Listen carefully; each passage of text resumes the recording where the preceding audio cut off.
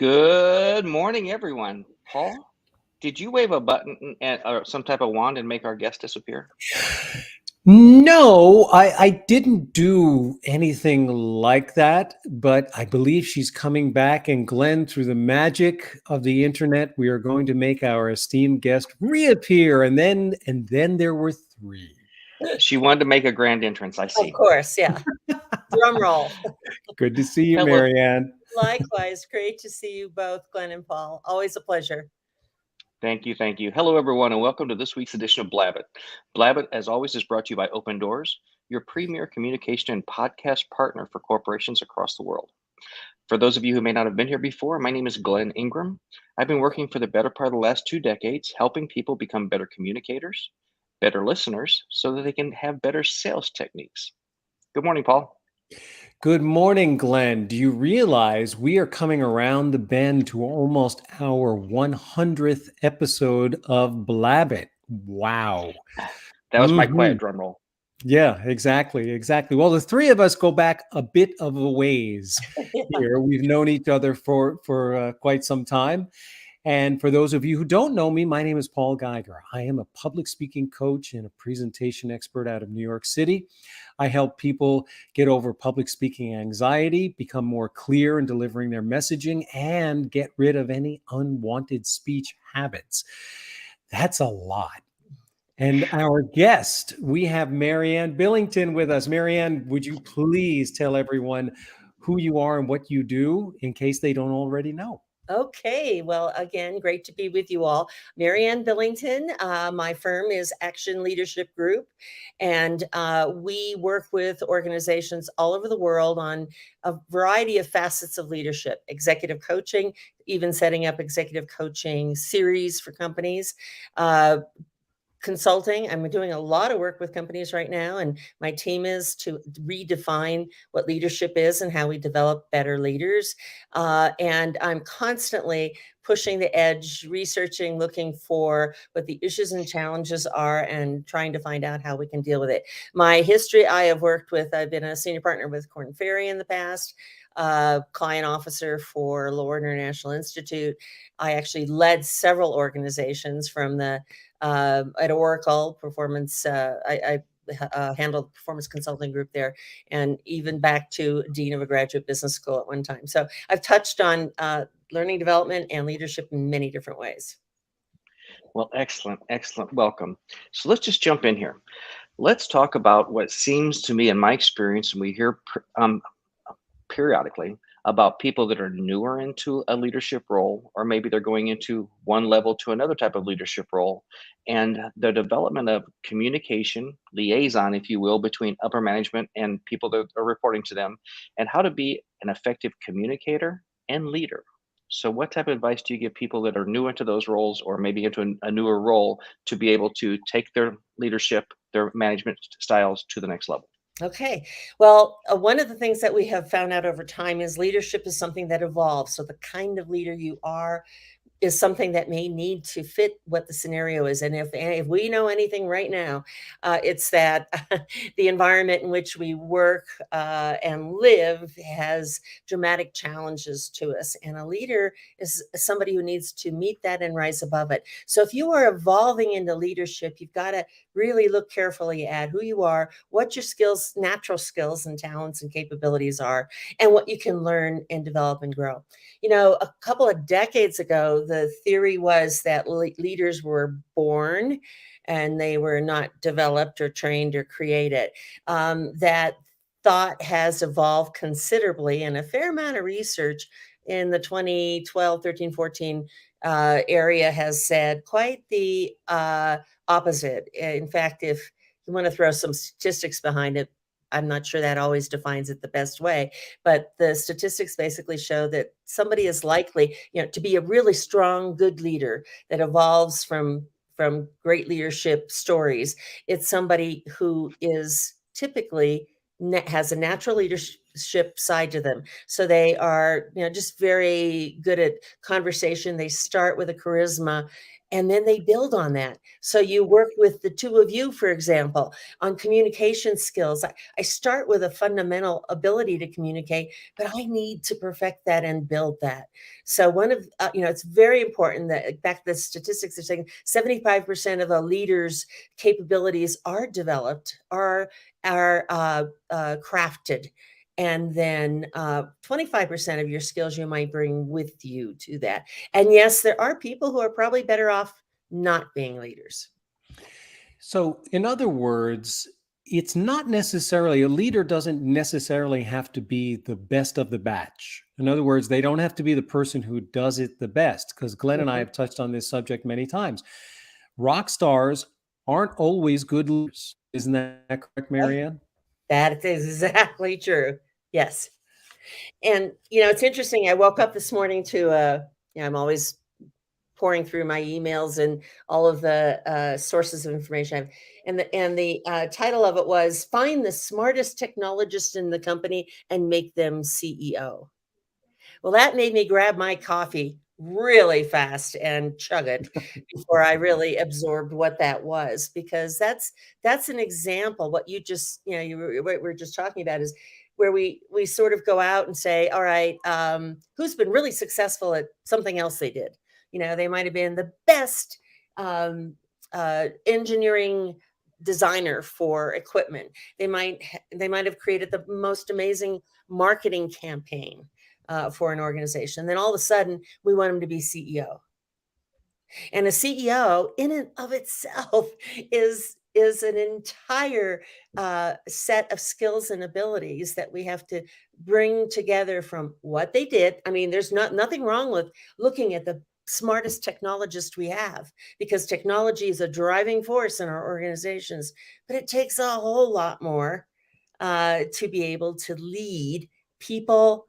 And I even say, think about this. Your CEO not only is responsible for the employees of the company, they're responsible for, the consumers that are out there, multiple levels of consumers that are out there. They're responsible for interaction with governance, with boards, with any kind of certification that they need. And so it's a huge role that you evolve into. And that's the other thing I want to say is, I have yet to find, and I have worked with leaders all over the place, somebody who is just primed and ready to move and become the perfect leader with it, with their first step into the role. Just not there. And if they are, for some reason, relatively highly skilled, the probability is in the organization they're going to lead, there are all kinds of circumstances that they're going to confront that might be different than they did before, or all kinds of changes in the world that are brewing that they have to lead for the organization. Well, it's interesting you say that because you're almost painting a picture of some of my past experiences where I was a leader in a role, and management wanted to bring me up into management and doing things like that. And I had to explain to them at that point in my life, I wasn't ready to carry on messages that weren't my messages, because I was a middle management and this person wanted to do something. And I had to explain to people there. I had to grow a little bit older in order to be able to be prepared to interpret the message, work with the message to be able to do that.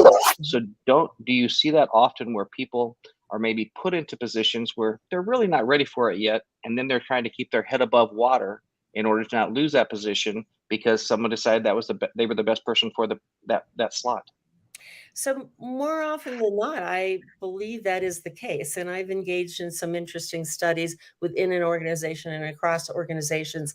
And, that lack of readiness, shall we say, to assume that higher level of leadership leads individuals to make decisions about who they are and how they function, and takes them down a path that's a really difficult and challenging path towards leadership.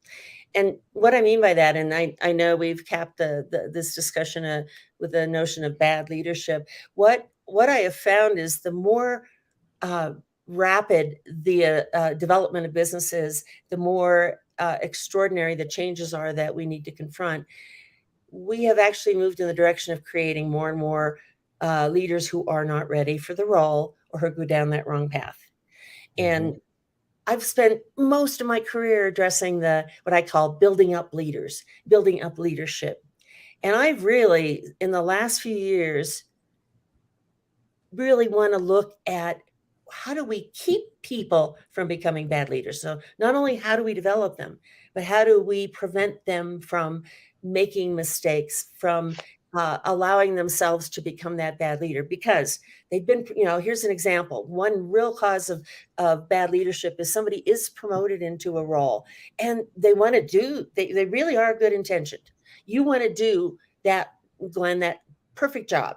You want to, you want to stand up. You don't want to show any weakness whatsoever because your boss had a lot of confidence in you. And you go into that job and you think, oh my goodness, all right, I can't show any vulnerability. I can't ask anybody. In fact, I know a man in a leadership role. He's just moved into it that I was coaching. And when he was moved into the role, there were a few people who were kind of jealous they didn't get that role. And in one of the very first meetings, they said that he asked a question of one of his reports. Can you talk more about that? And somebody in the meeting said, you're not supposed to ask questions.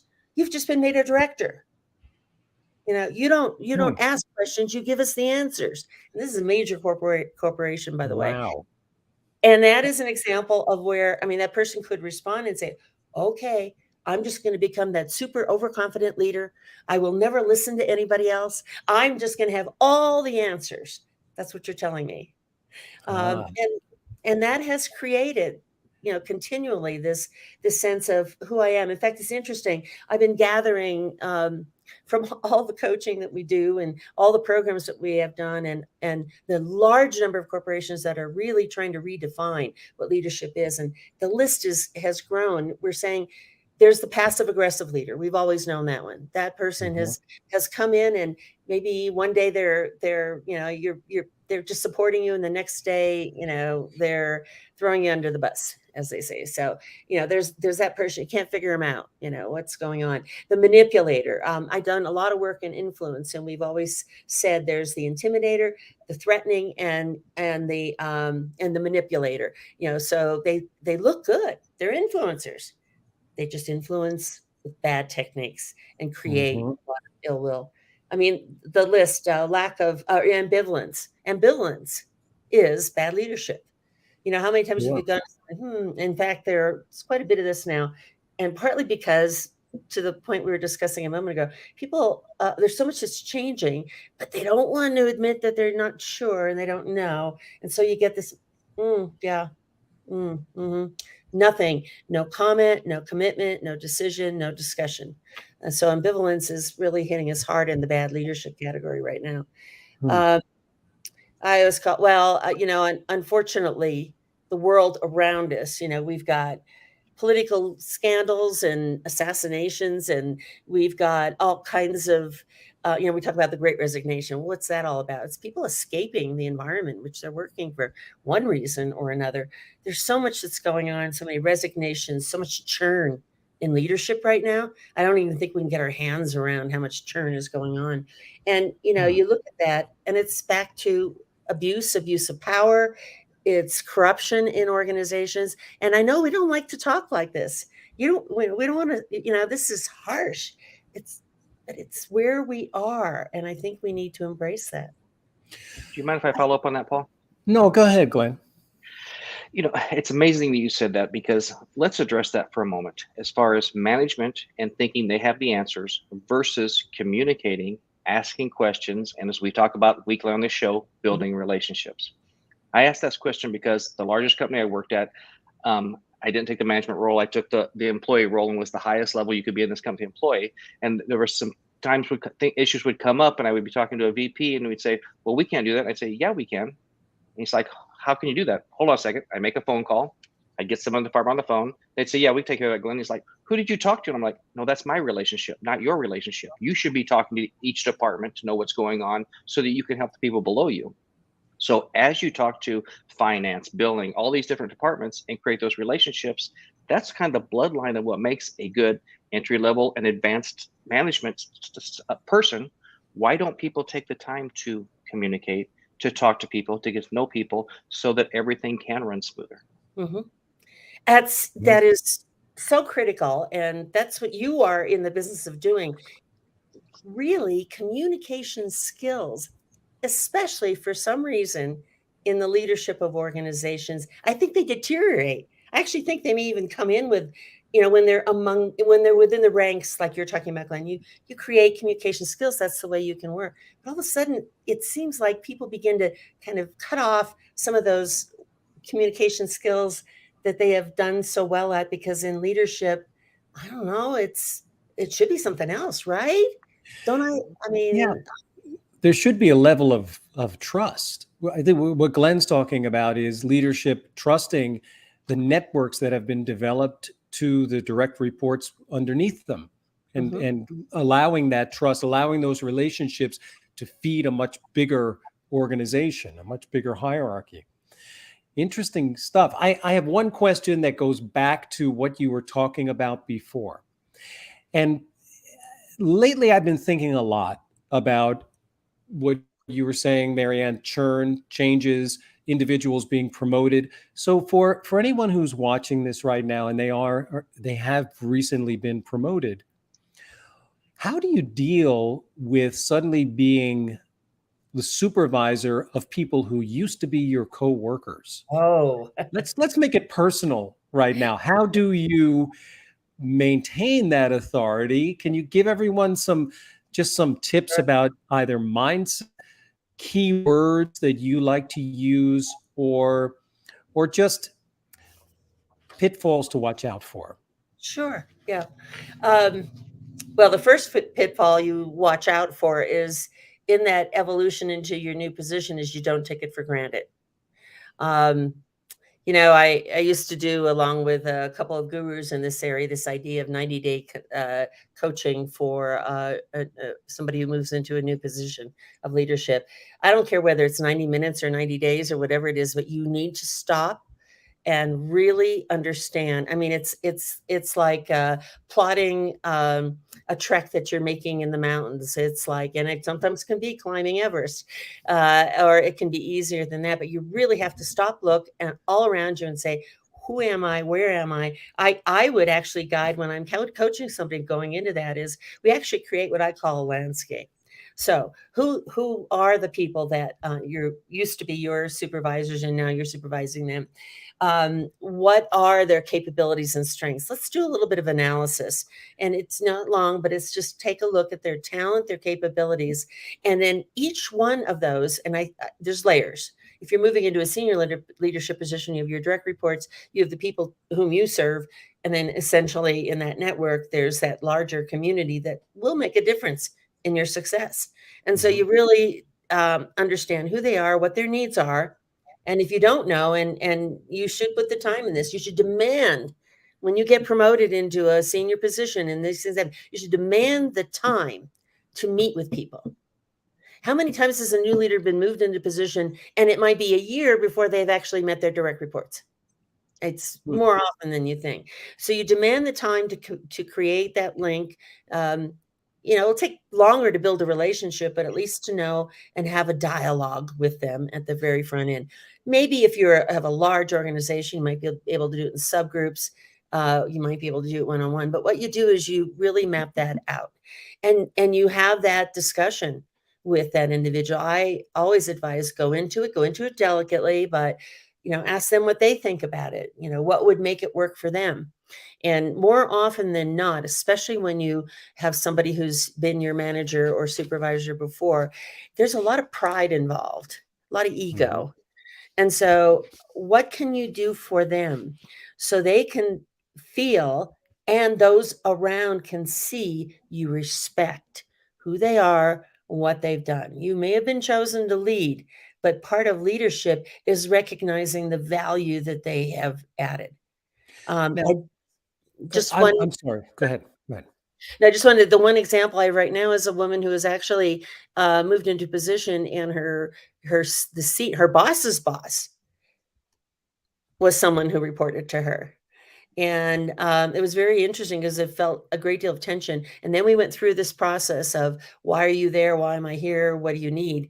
And they've become an incredibly high performing group, including her two boss up. Anyway, go ahead. I'm sorry. So, and I just want to insert this mindset, this approach as a leader, establishing or rather reestablishing in some cases, because the direct reports may be people that you've worked with for months, years, decades, who knows? So they may not be strangers. Does it aid your cause to use the word, to literally use the vulnerability and the words, I could use your help with this? Does Yes. that help? Yes. Totally. Now, Mhm. I will suggest sometimes the culture of the workplace, not unlike the one I described to you a little bit earlier, where asking questions showed a weakness of some sort in leadership. You certainly have to understand what the culture of the organization is. And if you're in a position to do so, change it. Be willing to ask for that help. Have the courage and show them politely. And I say that because, you could be carrying a lot of baggage on your shoulders from poor leaders in the organization which you're working. Now you're moved into a leadership position. We know that one cause of bad behavior is sometimes just retribution. So don't become one of those. Be conscious of the fact that you're introducing something new and saying, help. You bet those words are so critical. And again, another piece I've just been reading today is what we know is that people want to have some fun at work. You do not want to work 40, 50, 60 hours a week in an environment where there isn't 1 second of fun. And now what fun is defined differently, obviously. But the key point of this is, be willing to stand up to your senior leadership. I have several clients who were really upset this last weekend because they were called by their senior managers on like July 3rd and 4th. And we constantly come back to this. The expectation was they would drop all of their activities, events, family, whatever was going on in that period of time, and stand up to the issue or the problem or the challenge that he or she was, presenting for that weekend. Stand up to them and say, hey, is it a life death thing? Is something going to happen this weekend? No. Great. We'll talk on Tuesday. We've got to create an environment that people can be humans and be able to speak up to. Again, communications here. What are the right words to use? How do I courageously address some of these things? I think we avoid that sometime in our standard leadership communications courses. I think we have to really empower people to do that. Let's talk again about communicating and getting to know the team with a different twist on it, because I've seen what I call poor cookie cutter management. That if I'm in location A and I go to location B, and typically it's going to be because you're taking a higher role, that what everything worked and the systems and the styles in location A, you're just going to implement in B. I say this because 25 years ago, I was in a position to have something like this, move from a lower level in one city to a higher level in the other city. But the boss said, "What are you going to do to get stuff started the next week?" And I said, "I'm going to get to know the people." And he looked at me like, "What are you talking about? What are you going to implement?" I said, "Well, just because this worked in A, until you know the personalities, until you know how everybody works together, a version of that may work, but odds are the exact implementation is going to fail without knowing what's going to work with this team." I said, "Give me 30 days to know the people, and then we'll start implementing it then." Mhm. So, do you see that poor cookie cutter management style if they're not taking chance to know the team, know the people, know the players? I definitely see that, and I see it from a couple of angles. Either, "Hey, I'm really comfortable. I did that in my last job, in my last company. I'm gonna do it here. I know how to do it that way." I see it from, "Oh my gosh, they hired me because of what I did. My new boss saw what I did in that other department. I gotta do this." I mean, I fear I will lose my promotion if I don't do what they saw me do before. So you have all of these drivers to do that and to make that happen. I always say what you just suggested, Glenn, the ability to put that up front, to communicate and to find out what it'll take to be successful in this position, really puts you, the new leader, into an uncomfortable position. So my question, and I even ask as you work with people in communications, how do we teach people, and I think we can be prepared for it, to deal with uncomfortable situations? It's like, how do I maintain uh, my credibility at the same time I'm saying what you just said, Glenn, which is, um, I'm not going to implement new processes like you would like or think, or you probably even have ideas I should implement. I'm implementing instead relationships. And yeah, I'm not sure what that means yet. And I don't know what it'll take. And I'm hoping it's going to produce, but I'm not sure yet because that's part of the building process that I'm engaging in. So, how do we Mhm. teach people to do, to deal with the discomfort that comes with saying that? Now, are you saying, Maryann, that the discomfort that just comes up in an impromptu situations, or, and I go back to you, Glenn, in your situation, if you could just share with us, was that something you knew was coming, or did it kind of just just all of a sudden pop up, but you knew in a very clear way where you were going? You know me, I don't prepare for anything, Paul. I like being spontaneous. So if you ask me a question, you're getting an honest answer.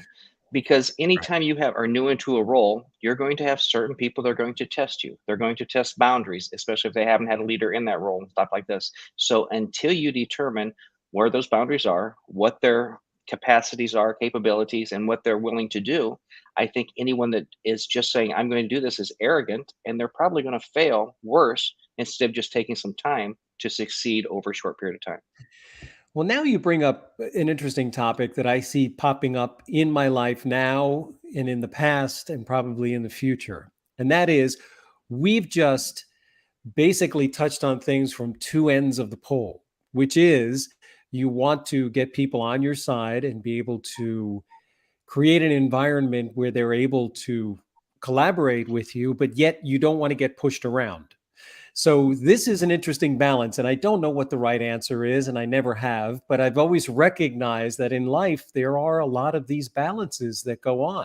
So going back to your question, Maryann, the idea that how do you prepare for these conflict conversations? Well, if you have a clear idea of what you believe is the right path to follow, you just speak with commitment about that point of view. But if you're unsure about that, I think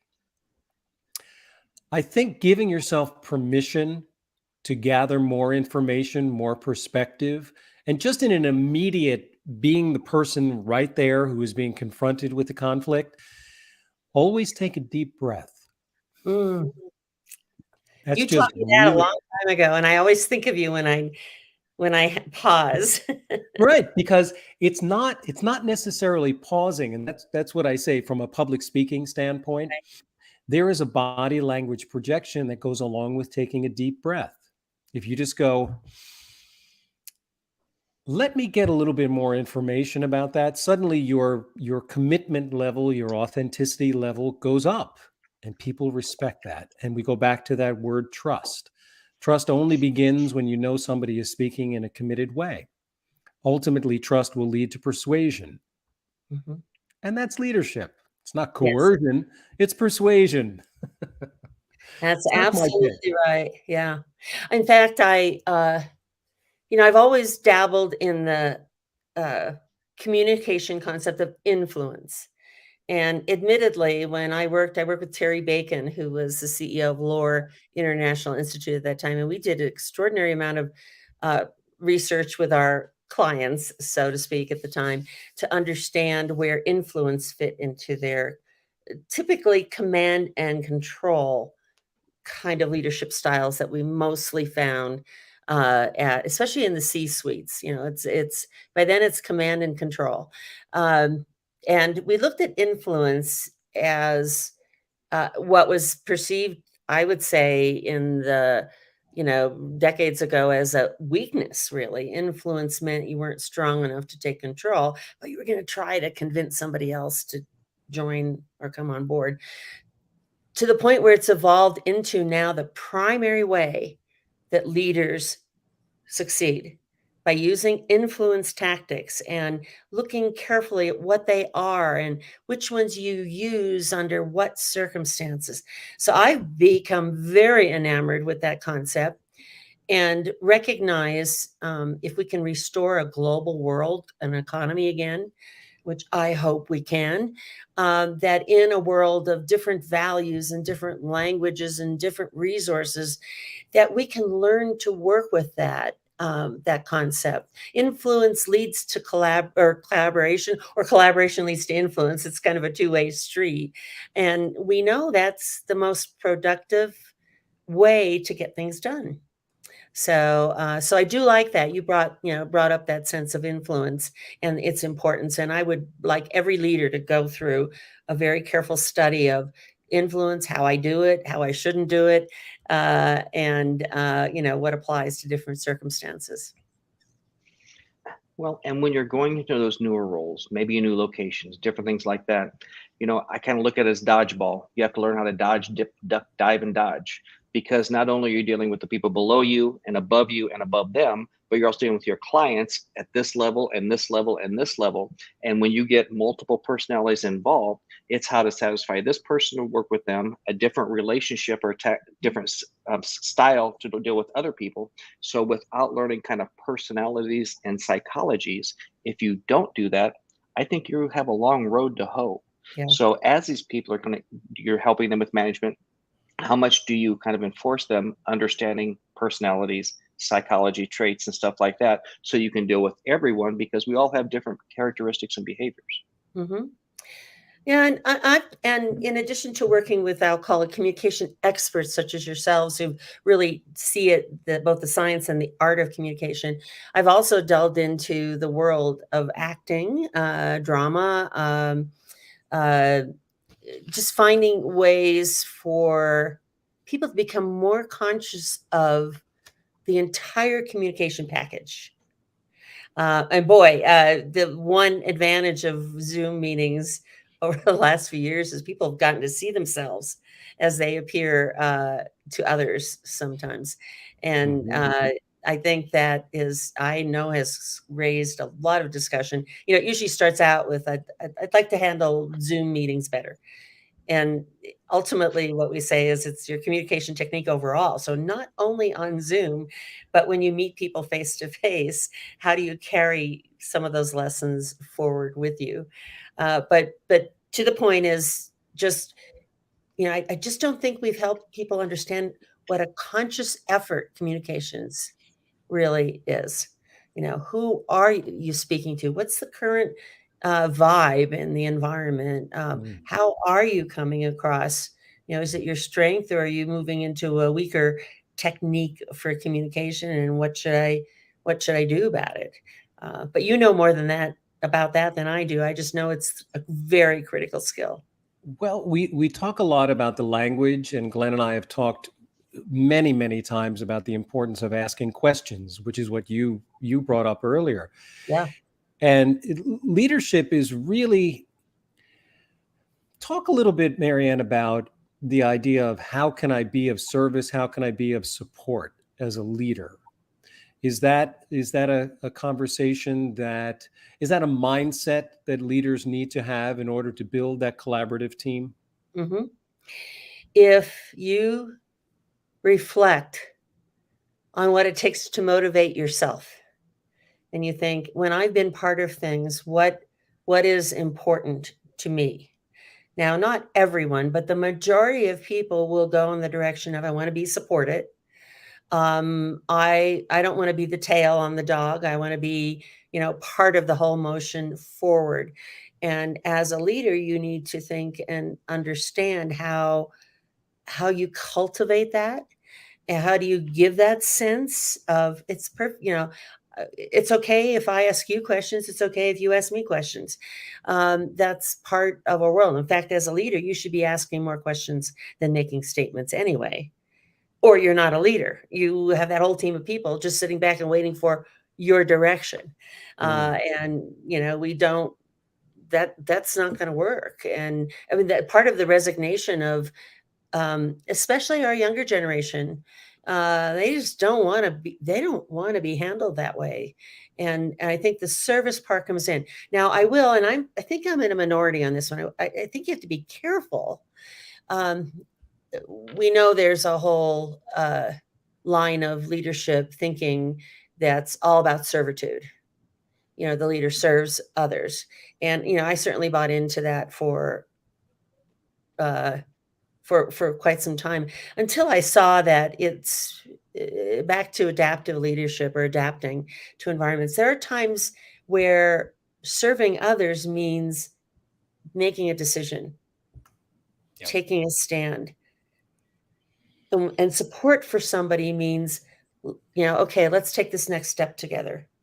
And the example I use sometimes is if I'm walking down the street with my colleague, we're both kind of walking at a single pace. If I'm a leader, though, and especially if I'm in London and we're about to cross the street, and you are my colleague and you look the wrong direction for traffic, as I've done so often there, I better become a leader that grabs you and says, wait, hold it.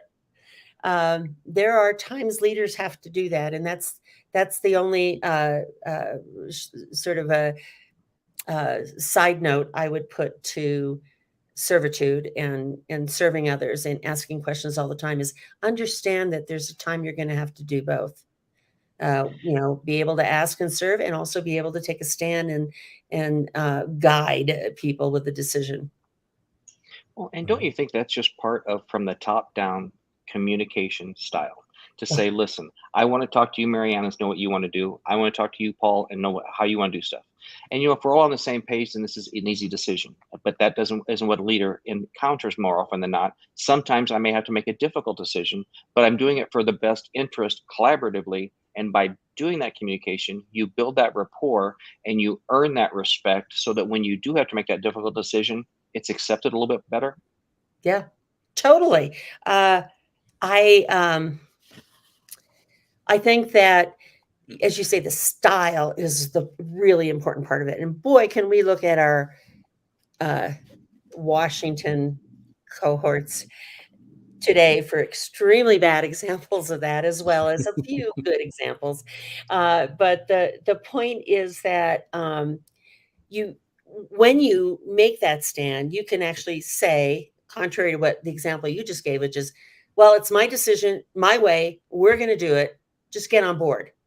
How many times have we heard that from a leader? Instead of, you could end up with going the same direction and a better result if it's along the lines of, okay, did I hear everybody's input? Okay, I need to make a decision on our behalf. Time's running out. Here's where I'm going. Here's why. And here's the contingency that might go with that. You're right. Just being able to do that. And I've been asked by so many people is can people really do that? Can they change? If there's somebody who, that right now they're functioning as a command and control only kind of person. And my answer is yes. I have seen incredibly angry, powerful leaders who wake up to the idea that that's not how they want to be led. The organization is not moving forward. And I see them work so hard. It's hard work. And that's where you come in. You would be with them side by side, helping to guide them into this new form, this new communication, new muscles. I mean, if you can start with a new sport or do a new exercise to strengthen your quads or whatever it is you want to do, you can do that mentally and with your communication triggers that you have as well. I see it. I believe it. Mm-hmm. Now, we've been talking about how you improve your leadership. In other words, giving advice to potential leaders or leaders who are in that role right now. Let's go back to dealing with those different personalities. What if you have a bad leader, or what might be termed a bad leader, someone who perhaps uses the communication style of passive aggressive, manipulative, submissive, whatever those, I know what the communication styles are, the leadership styles. You brought in a couple of new entries into the horse race, and I'm sure they're not new, they're just new to me. But how do you deal with somebody? Is the only option just to recognize being passive aggressive again and just take it in, not take it personally, and just figure out a way to navigate through that? Or are there responses? I know you deal mostly with the leaders, but looking on the other side of the glass, how do you deal with that if you're being subjected to somebody like that? Yeah, I've delved into that because to help the leaders of the organization, I do need to understand what's going on. I've just finished, especially during the pandemic, a huge number of, I'll call them focus groups, virtual focus groups across multiple organizations, and got permission to delve into the question of what kind of leadership do we need? What do I value? What do I like? What I don't like? So I am drawing from a lot of input, and that's where I got into this bad leadership theme and saying, wait a minute, not let's just focus on making good leaders. Let's focus on helping people not be bad leaders. Anyway, part of that is this is understand your environment. We all tend to have what I call the fight or flight tendency. If I'm in a bad situation, and even early on, it's more like we're saying, how do I get out of this? How do I change jobs? How do I'm going to resign. I mean, there Mhm. is that sense more than the fight sense, and I don't mean fight in an angry way. I mean, look up to what's going on, understand what's going on. I think probably more than 50% of our inclination to fly away is that we don't understand what's going on. I understand my own inclinations, but I don't understand theirs. Being able to have a conversation and evaluate what are the pressures on that person, what's happening, what am I doing to trigger bad behavior? Maybe it's really being humble enough to say, what am I doing? There might be something I can fix. So there is that tinkering with the relationship that's really important. And if you work in a great place and you do value the work you do and you want to do it, don't just give it up. And don't just fall into that habit of, oh, I'm going to keep doing what I'm doing, even though, yeah, it's not comfortable, it's not good. So that I've always said that's really important, kind of analysis or evaluation. Understanding what your options are, understanding what your boundaries are. Hmm. I do get the feedback on both ends of or both sides of that glass, as you said, where sometimes it's just really overstepping boundaries both ways, and understanding. How do we communicate more effectively? What do I need to change? If you go beyond that, if it becomes what I'd call a cluster reaction, where the leader is clearly affecting a lot more people than you, I also say in today's world, it's not, again, courage. You even have courage as an employee. Come together with people, talk about it. I think the first step is always to say to your leader collectively, here's some feedback, and some feed forward. Here's some things to think about, and to do it in a way that does not again, back to understanding who they are. They're going to have an ego in this. So how do we make this work? And also not being afraid to go to the next level of the organization, the boss, HR, whatever the circumstances dictate. Now, I also remind people when you do that, you're now stepping into the red zone, and you are stepping into a place, when part of that courage is understanding that you may have to speak on this issue. You may be your credibility may take a hit for it. You may even be fired for it. So I understand why a lot of people just back off, hold off, don't take that on, but that is a productive way to deal with it. And in the last 2 years, I think we have moved, I'd be curious on your feelings, substantially ahead in organizations' willingness to listen to some stories. Still have a lot of distance to go, but Mhm. certainly whatever the world has given us the last couple of years, eyes have been a bit more open to um, how people can be mistreated. Well, did that occur? Well, one second, Glenn. Do you think that that occurred because we all had our expected normal shaken? Therefore, business as usual became, well, I better take a look around because everything around me it feels like it's shifting. I don't have the same sort of confidence that I used to. What do you think, Glenn? What do you think about that? I think it goes along with the question that I was just going to ask Mary Ann as a follow up. As far as if you're trying to help managers figure out the wrong way to do things, is to look at the 550 people employed in DC in leadership. Because just because it's my opinion, I don't care which side of the aisle you're on, if you don't listen and you want to shove your opinion down people's throats, You end up with this divisiveness we have. Why Mhm. in the heck can't we all be managers in there and work together and talk together like we ask people to in corporate world? Because my opinion isn't always right. Marianne's opinion isn't always right. I know it's hard to believe, but even your opinion isn't always right. But if we can talk and act like adults, can't we usually come up with a good solution?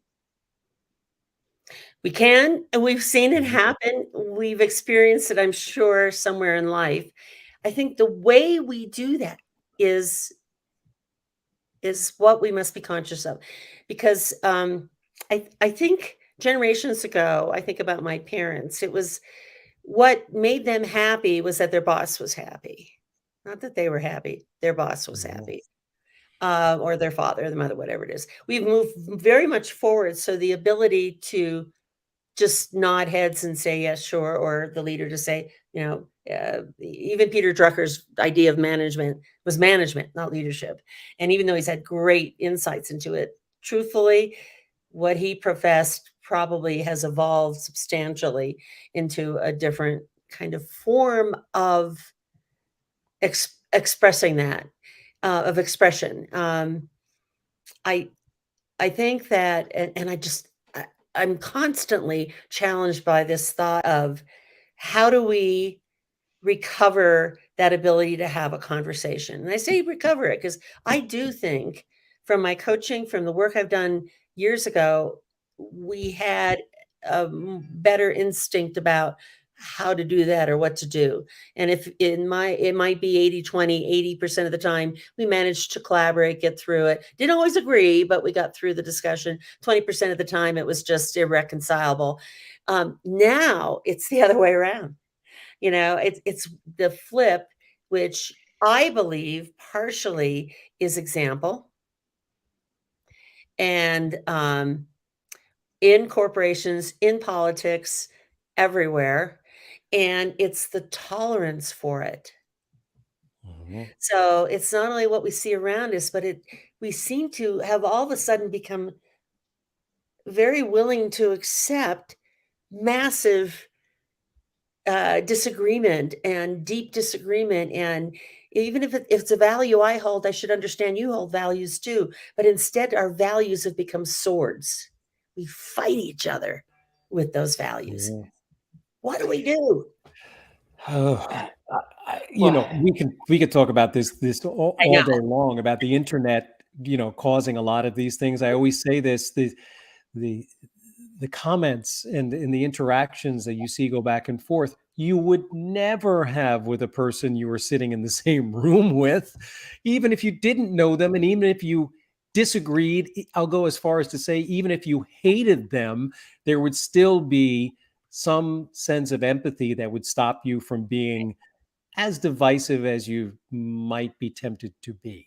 Mhm. All right, I'll leave it at that. I'm going to reiterate what I've been saying for the last year. Our new version of social distancing is staying away from social media. Oh Anywho, gosh, yes. Yeah.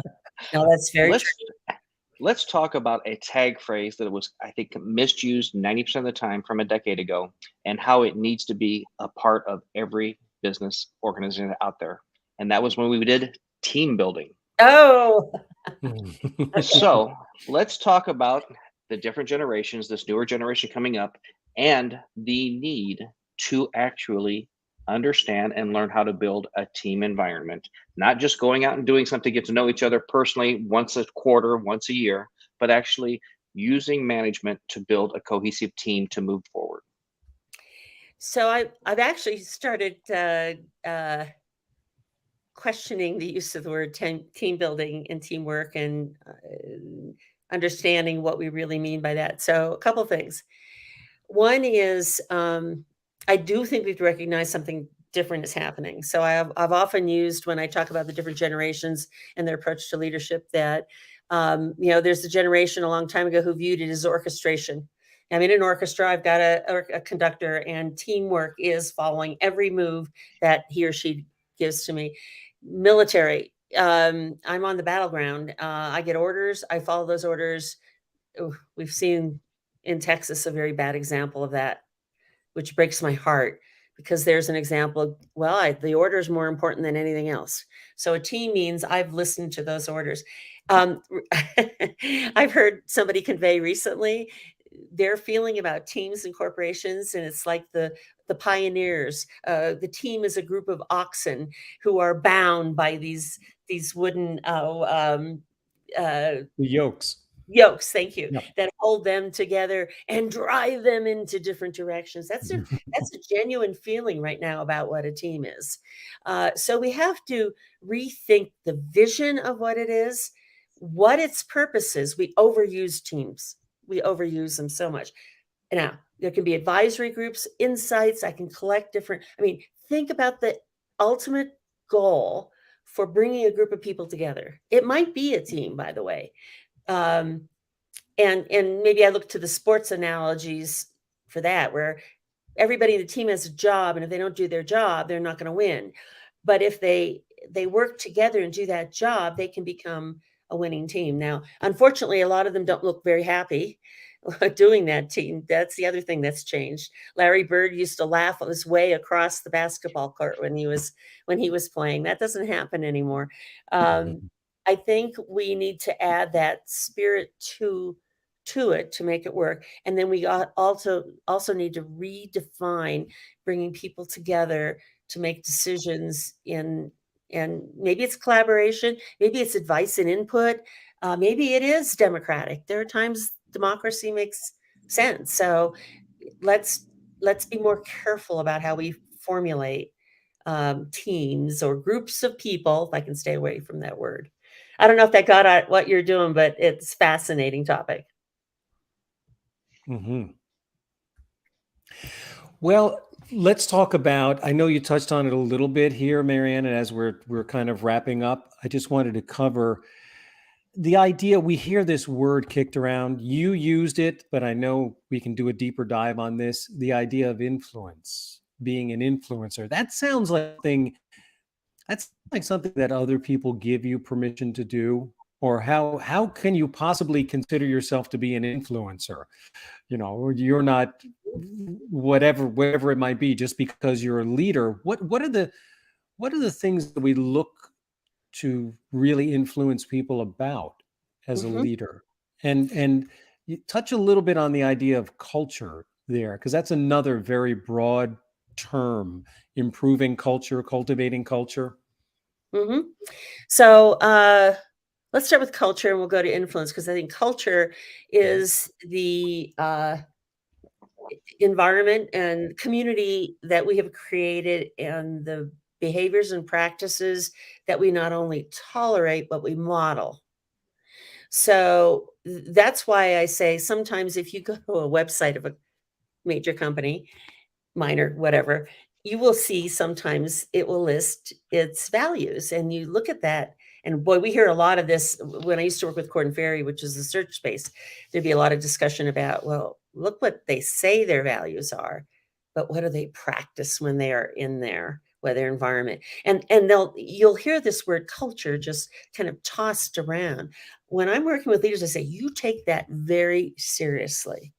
So let's start out with, what is your understanding of a culture? And they might use a community or a religion or an education or school. We grow up in a culture when we've gone to school or college, and you pick that apart and you say, what is that? What's it made of?